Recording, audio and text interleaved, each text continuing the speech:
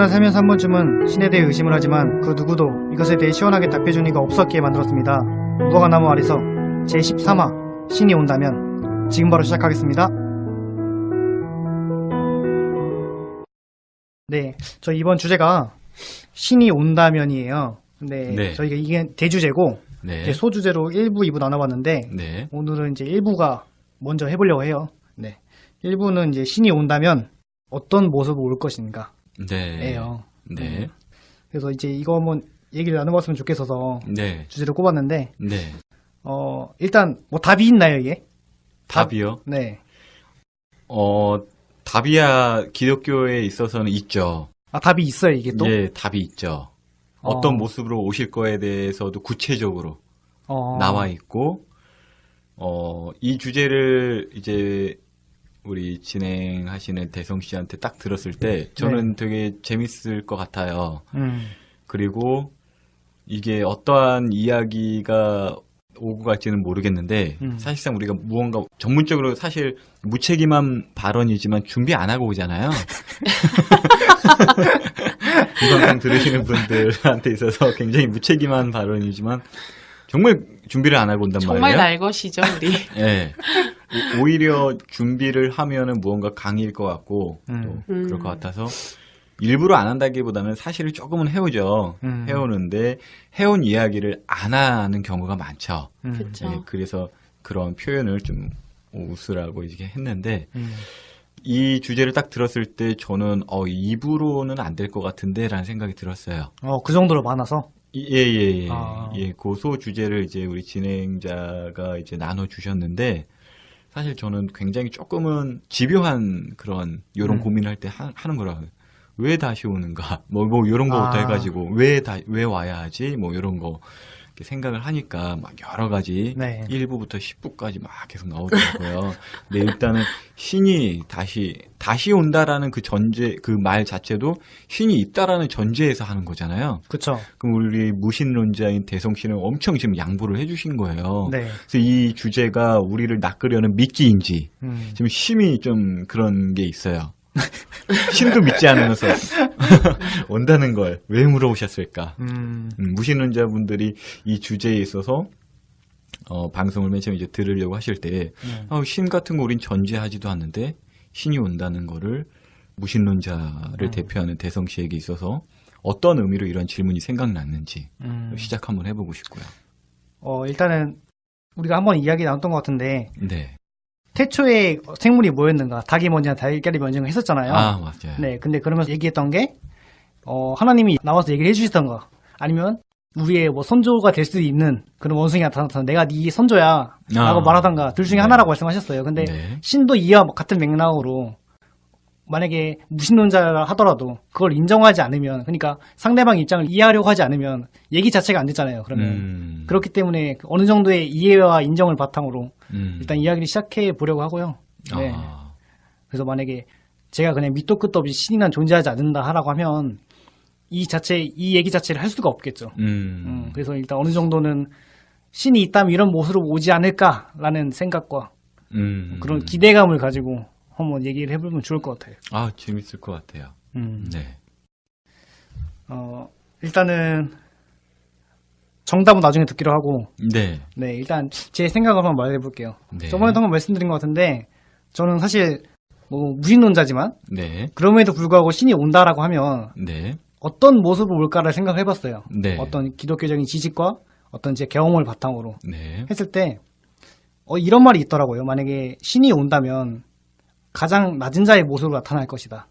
이런 걸 어디서 주워 들은 적이 있어요, 저도. 그래서 그런 것에 빗대봤을 때, 사실 이 얘기를 언제 들었냐면, 제가 페이스북을 하는데, 아는 이제 지인들이 글을 쓰시는 분들이에요. 그래서 어떤 얘기 했었냐면, 어떤 한 여인이 지하철을 타고 이제 어디 가는 거죠. 가는데, 앉아있었는데, 웬 좀 어르신, 그러니까 노숙자 한 분이 옆에 와서 자기가 옆에 앉더래요. 그랬는데 노숙자니까 아무래도 냄새에서 막 많이 심하고 옷도 좀 허름하고 그러는데 그분이 이제 어떤 생각을 하셨냐면 내 옆에 있는 그분이 혹시나 그분은 아닐까라는 생각을 했더래요. 잠깐 동안.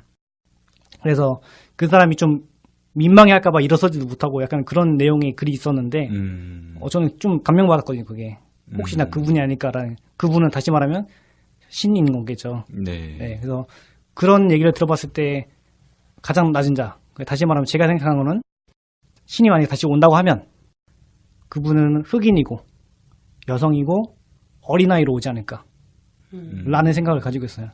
어떻게 보면 사회적 약자일 수도 있고 어떤 우리의 편견 속에서 가장 낮은 자리에 있는 사람들의 모습으로 오지 않을까라는 생각 때문에 네, 저는 그런 모습으로 오시지 않을까라고 생각을 합니다. 조이님은 이 이야기에 대해서 어떻게 생각하세요? 아, 그렇게 생각할 수도 있겠다라는 생각을 했고요. 저는 딱히 뭐 생각을 해본 적이 없어가지고. 근데 저는 좀 되게 재미있는 게 우리나라에 신이라고 얘기하는 사람들이 굉장히 많은 거 알죠. 그쵸, 계룡산에서. 어떻게 계룡산에서 그렇게 많은 자기가 예수다라고 말하는 사람들이 그렇게 많은지. 심지어 저기 어디죠? 평촌 그쪽 역 쪽으로 가면 뭐 신의 산이다 이래가지고 청계산인가요 거기가 신의 산에 그게 있다 그래서 거기에 뭐 예수가 있다라는 사람이 있고 또 어떤 사람은 자기가 신이라고 얘기했는데 그 사람이 이제 죽을 때가 된 거예요. 죽고 나서 부활을 안 한 거야. 그랬더니 그 와이프인지 누군지를 이제 또 신의 어머니라고 어머니 하나님이라고 또 말하는 분도 있고 그런 모습을 보면서 왜 이렇게 우리나라에는 세계에서 예수님을 다 우리나라에서 온다라고 생각하는 건가. 이렇게 작은 땅덩어리에서 더군다나 청계산에서 나오질 않나. 이게 그 계룡산 뭐 그런 얘기 보면서 그냥 어떤 모습으로 오실지 저는 이제 상상을 사실 저는 안 해봤어요. 성경적 근거는 있겠지만 생각은 안 해봤지만 그냥 그런 것들이 저는 사실 좀 떠올랐어요. 이 질문 이거 듣는데 저는 좀 아이러니하게도 그러한 것들이 좀 떠올라가지고 조금 나눠보고 싶었어요. 네. 신이 온다면 어떤 모습으로 올까? 네. 일단은 한 번 오셨었죠. 저희 기독교 입장에 있어서는. 그쵸. 바로 예수님이셨고 예수님의 모습은 정말 낮은 위치에서 태어나셨어요. 그렇죠. 흑인은 아니셨고요. 여성도 아니셨어요. 그런데 공통적인 면은 좀 낮은 모습이었어요. 신이라는 어떤 그 권위와 위치에 본다면 어떤 부처처럼 왕족에서 태어나거나 그런 건 아니었는데 재미난 건 그분도 왕족이었어요. 왕족이었다고요? 예, 어떤 면에선 왕족이었어요. 그래요? 다윗의 후손이었거든요. 예, 다윗 왕의 이제 후손에서 메시아가 날 것이라는 이제 구약 성경이 있거든요. 그래서 신이라면 어떤 모습으로 오실까라는 것에 있어서 기독교적인 정답은 뭐냐면 성경대로 오실 거예요. 이미 먼저 오셨던 그 예수님께서는 구약의 성경의 모든 말씀대로 오셨거든요. 매우 연약한 모습으로. 그리고 모두가 예상은 할 수 있었어요. 사실 그때 당시 성경을 잘 연구했던 성경 요즘으로 말하면 신학자들이나 이런 분들을 예수님이 책망할 정도로 왜 책망했냐면 너희가 이스라엘의 선생이면서 이제 자신을 못 알아본다라는 뭐 그것까지 포함했는지는 제 상상이 조금 곁들여져 있는 내용이지만 무엇인가 하늘의 날씨나 이런 거는 분별하면서 어떠한 때나 자신을 믿지 않는 것에 대해서 강하게 책망하시거든요. 근데 전혀 너희들에게 있어서 기대하는 모습이 아니거나 혹은 정말 예상 밖의 모습이라면 하나님도 반칙이시지. 그렇죠. 그렇죠. 네. 어떤 공의로우신 하면은 내가 이렇게 올 거다라는 것에 있어서 이렇게 왔을 때에 책망하실 수 있는 거잖아요. 못 알아봤을 때. 그렇죠. 근데 그때 당시에 정말로 이제 신의 아들 곧 신이죠. 그 하나님께서 오셨을 때 못 알아보는 그 사람들을 저는 좀 생각을 하게 돼요. 지금 이야기를 하면서. 왜냐하면 신이 어떤 모습으로 오실까에 대해서 우리가 이야기하고 있는데 우리의 그 상상이 되었던 어떤 성경의 근거가 되었던 우리는 알아볼 수 있을 것 같아요. 어찌됐건 전 알아볼 수 있을 것 같아요. 왜냐하면 요거는 성경의 어떤 근거를 제가 이야기를 한다면 동방 박사가 나와요. 일단 박사라는 칭호를 받지만 동방에서 지금 뭐 연구하시는 분들 통해서 제가 배운 내용으로는 그냥 어떻게 보면 이방 종교 뭐 혹은 다른 나라 전혀 이스라엘과는 상관없는 사람들이 메시아가 태어났다. 그 별을 보고 따라와요.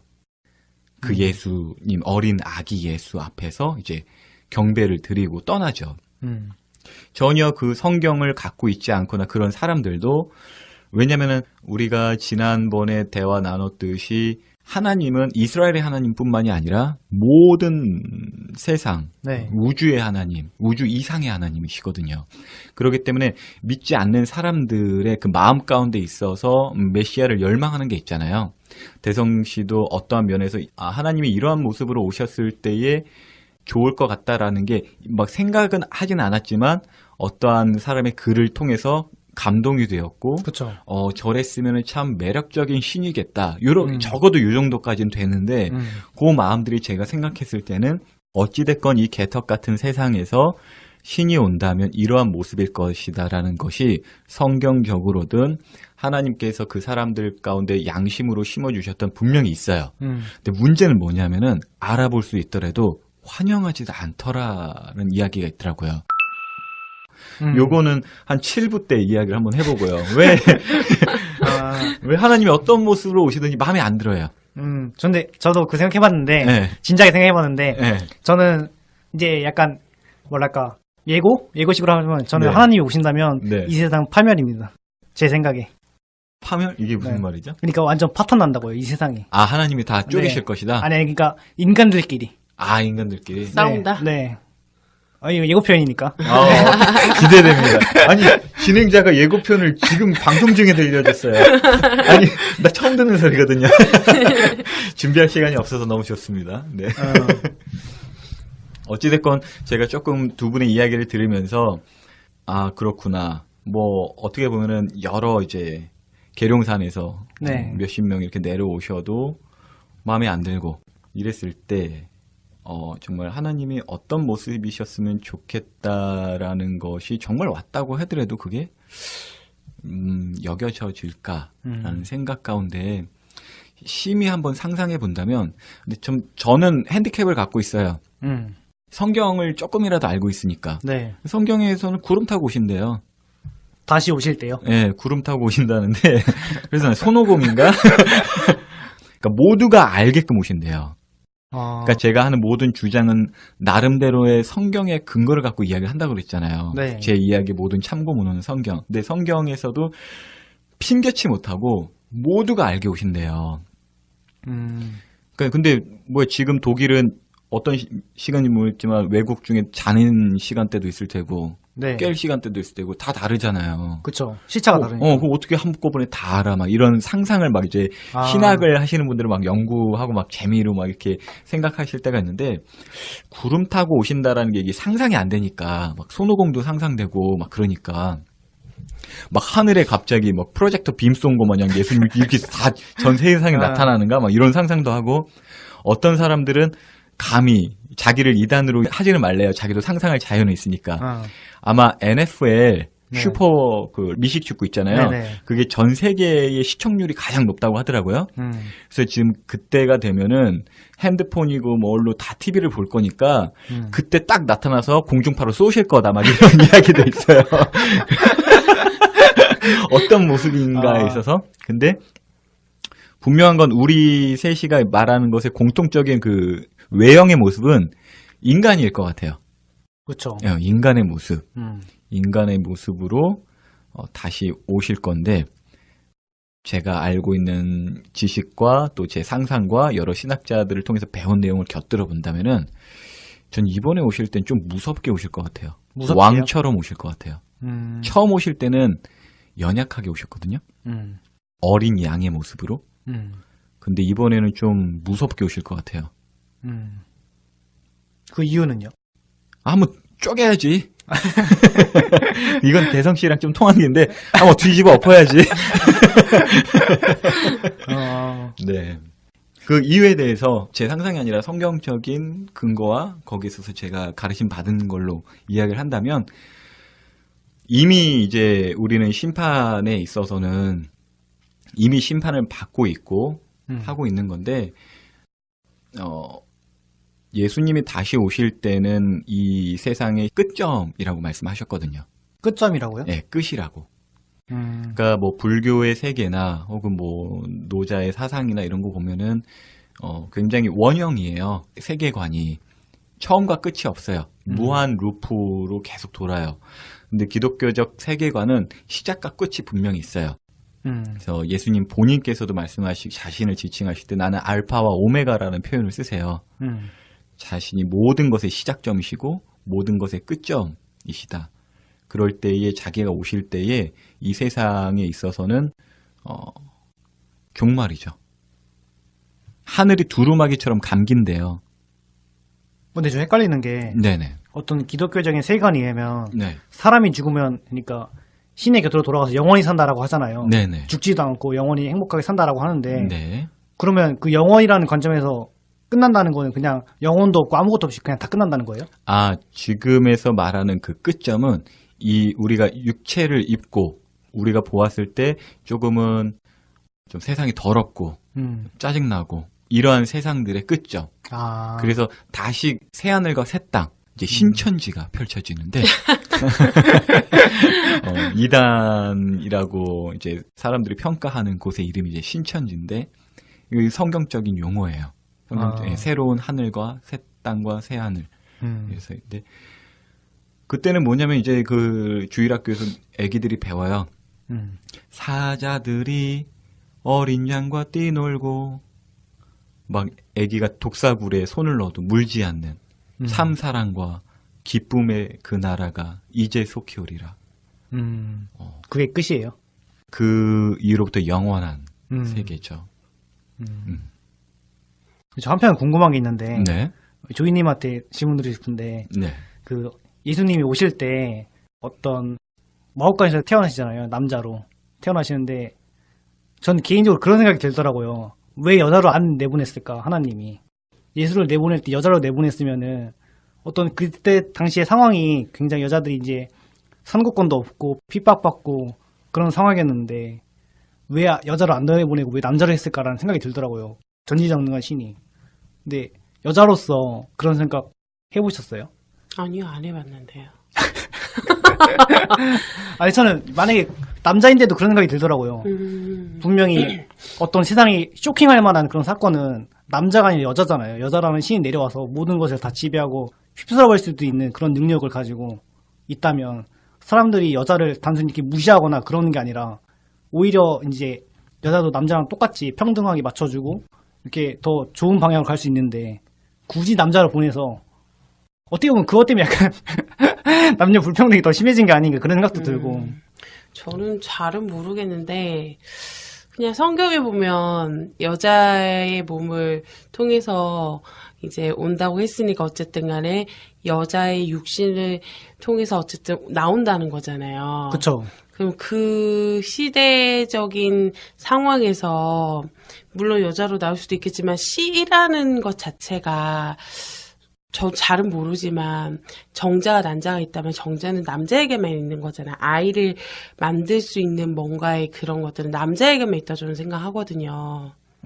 여자는 만나서 아이를 키우는 일에 뭔가 집중해서 출산하는 일을 하잖아요.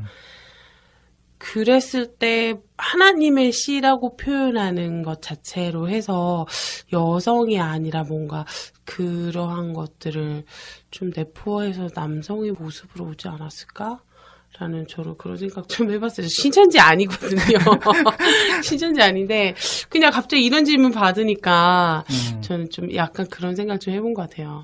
저는 사실은 좀 되게 단순한가 봐요. 여성으로 오든 남성으로 뭐가 중요한가. 그냥 오셨다라는 게 중요하다라는 생각을 저는 가지고 있어가지고 왜 여성으로 안 왔을까라는 거기까지 질문을 저는 좀 스스로에게 해본 적이 없어요.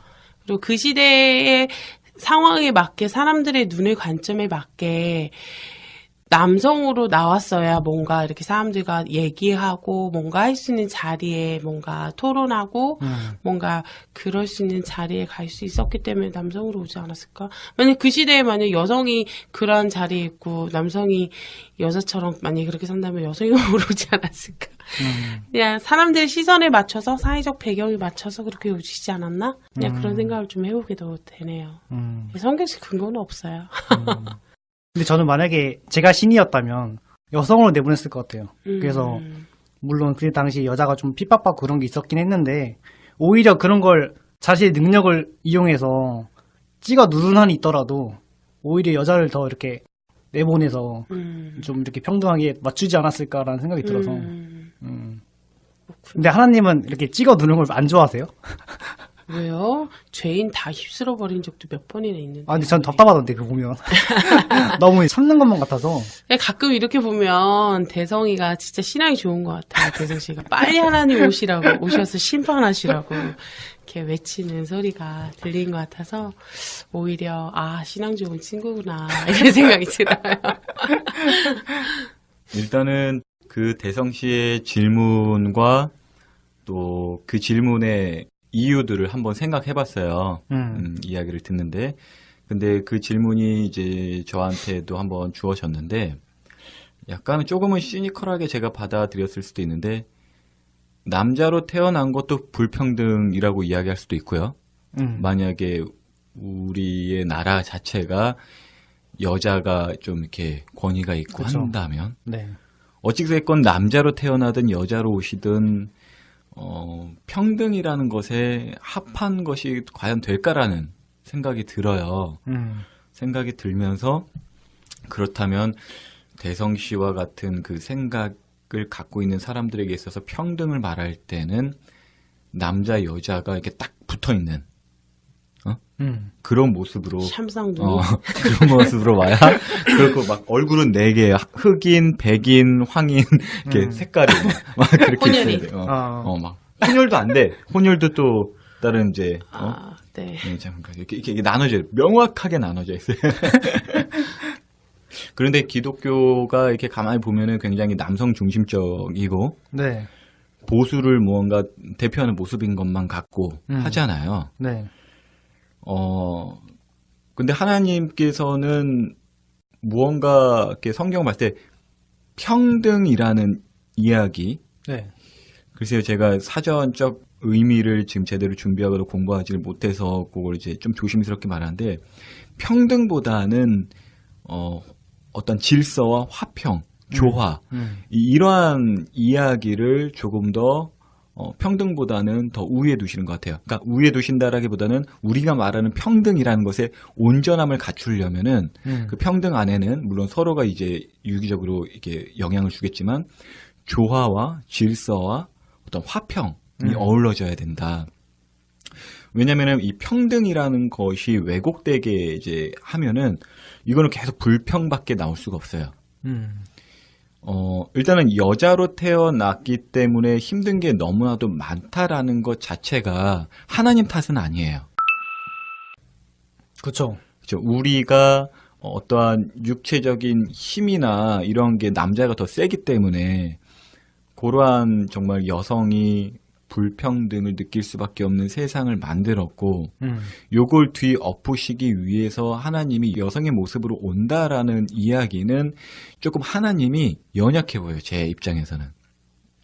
왜냐하면 하나님은 이 세상에 어떠한 평등과 어떠한 화평을 하려고 하시는 분이 사실은 저는 그렇게 생각하지 않아요. 왜냐면 이게 굉장히 지금 제가 한번 3000% 빠져볼게요. 네. 하나님이 선악과를 먹을 줄 알았을까요, 인간이? 전 알았다고 봐요. 알았는데 왜 이 모양으로 내버려 두셨을까요? 완전 하나님 탓이에요, 그러면요. 지금 이 모양 이 꼴로 된 것도. 아셨다. 네. 너무 무책임한 거잖아요. 네. 우리를 이 모양 이 꼴로 두지 않아야 되는데 네. 그렇게 아셨으면서 방치하셨다는 것에 대해서는 책임을 물을 수 있잖아요. 그쵸. 예. 그럼 하나님이 완전한 그리고 이 모양 이 꼴로 됐어. 그래서 아이고 내가 잘못 판단했네. 다시 고쳐줘야겠네. 그래서 아, 여성들이 지금 핍박을 받고 있구나. 내가 여성의 모습을 가서 다 남성들한테 좀 혼쭐을 내주고 이제 평등하게 살아라 이래야겠네. 이런 어떠한 시간과 경험에 종속된 그리고 우리가 일으키는 사건에 종속된 하나님은요, 끌려가는 하나님이세요. 자, 우리가 죄를 지어서 예수님이 오셨다라는 거는 우리의 죄가 원인이 되어서 우리가 일으킨 사건에 따라서 끌려가시는 하나님이시죠. 그쵸. 그러니까 우리가 사고를 쳐가지고 사고 뒷수습하는 하나님이에요. 네. 그러니까 어찌 보면 그러한 논리 속에서 우리가 상상해낼 수 있는 하나님은 정말 좀 대성신의 저처럼 아주 극단적 이슬람 성향을 갖고 있는 사람들은 뒤엎어야 돼. 네, 맞아요. 일으킨 이 사건을 해결할 방법은 하나님이 오셔서 뒤엎으셔야 돼. 근데 이게 강한 하나님의 느낌이 외향적으로 느껴질지라도 그 중심을 가만히 보면 하나님 그렇게 강한 건 아니에요.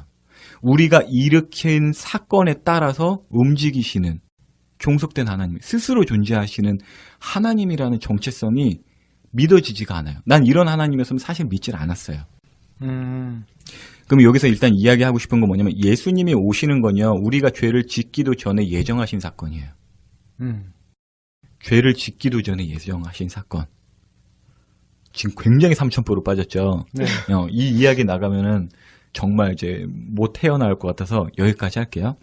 그래서 제가 이렇게 생각하는 면에 있어서 평등의 이야기부터 나왔는데, 일단은 하나님께서 자신의 형상을 따라서 남자와 여자를 창조하셨잖아요. 네. 그럼 남자에게 있어서의 우리가 생각하기에는 연약함이라는 부분이 있어요.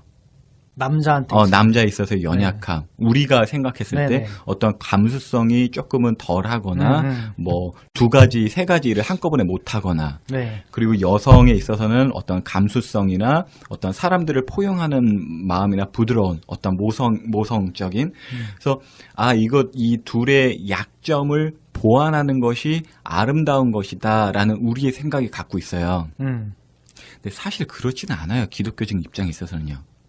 남자는 연약한 게 없어요. 남자는 남자로서, 여자는 여자로서도 연약한 게 없어요. 제 이야기가 저도 말하면서 지금 놓치지 않으려고 하는데, 여자는 여자로서 이미 완벽해요, 사실.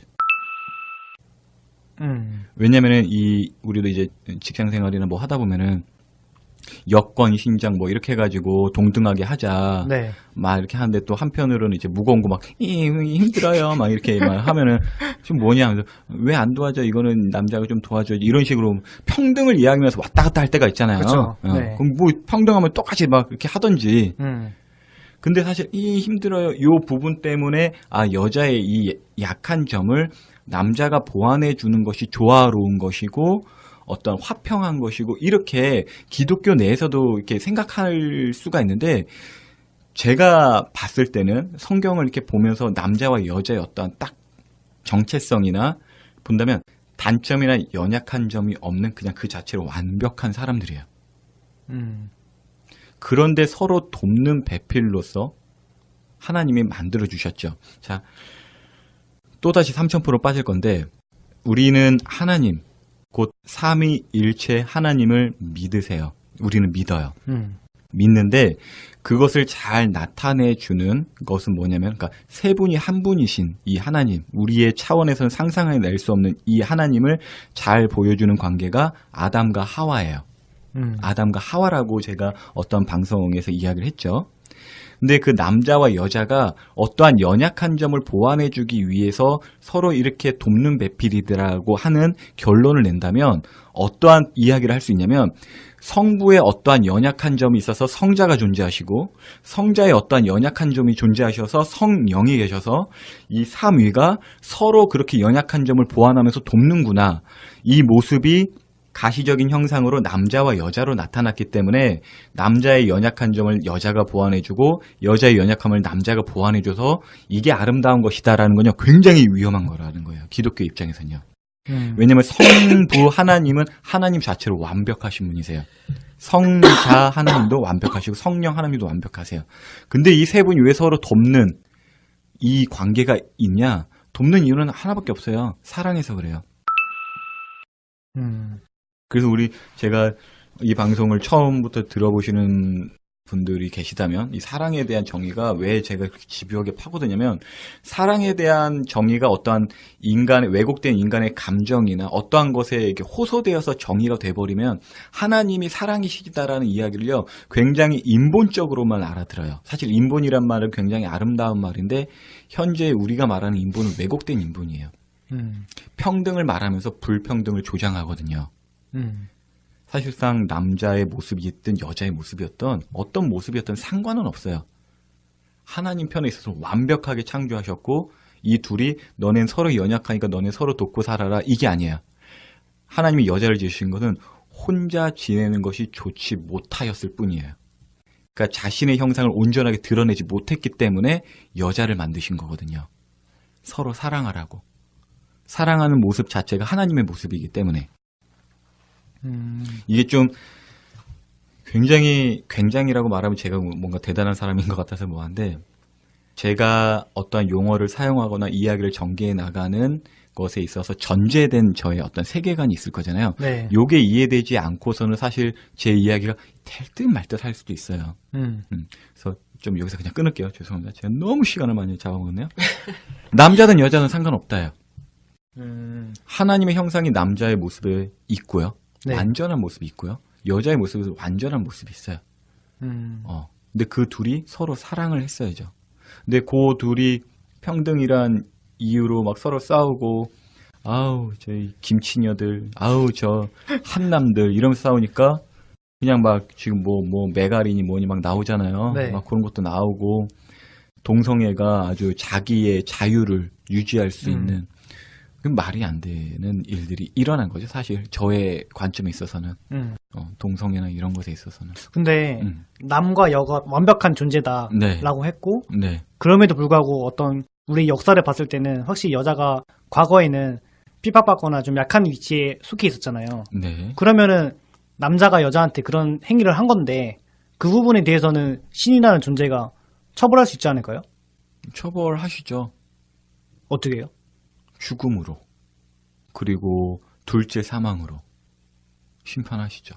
근데 여자도 죽잖아요. 여자는 죽죠. 그건 둘째 사망을 맞이할지 안 맞이할지는 일단은 지금 여러 가지 한 사람에게서 자 김대성 지금 우리 영화 그 뭐죠? 여러 지옥 막 이렇게 신과 함께. 신과 함께. 신과 함께 하면은 한 가지 제목이 아니라 여러 가지 제목이 있죠. 네. 성경은요 어떤 죄를 짓던 죄의 삭은 사망이에요. 여성이 남성한테 핍박받고 죄를 안 짓고 핍박만 받고 죄를 안 짓고 살았다면 뭐 천국이겠죠. 그쵸. 네. 천국이라는 건 죽음이 없다라는 게 아니라 둘째 사망이 없다라는 그러한 것도 있어요. 그리고 천국이라는 것 자체 사실 신이 다시 온다면 이미 지금 믿는 사람들은 와에 계시거든요. 성령님께서. 그럼 지금 이 이야기를 하는 이유는 뭐냐면 대성 씨의 질문을 제가 굉장히 여러 각도에서 지금 보면서 답변을 다 해주고 싶은 욕심이 있나 봐요. 그래서 그런 것 같은데 일단 거기에서 바로바로 답변을 한다면 남자 심판받죠. 여자 심판받겠죠. 어떠한 다른 죄 뭐 있다면. 여자를 꼭 핍박해서만 죄값을 받는다는 게 아니라 그 죄를 포함한 모든 죄값을 이미 받는다라는 얘기를 하는 것 같아요. 여자를 핍박했기 때문에 그것도 죄겠죠. 근데 다른 모든 죄와 포함해서 다 이제 심판을 받는다는 얘기를 하는 것 같아요. 그 말 맞죠? 맞나요? 제가 하는 말이? 맞을 수도 있고 틀릴 수도 있는데 우리가 이제 지금 제가 지금 3000% 빠졌기 때문에 제가 지금 다시 국도 타고 돌아올게요. 네.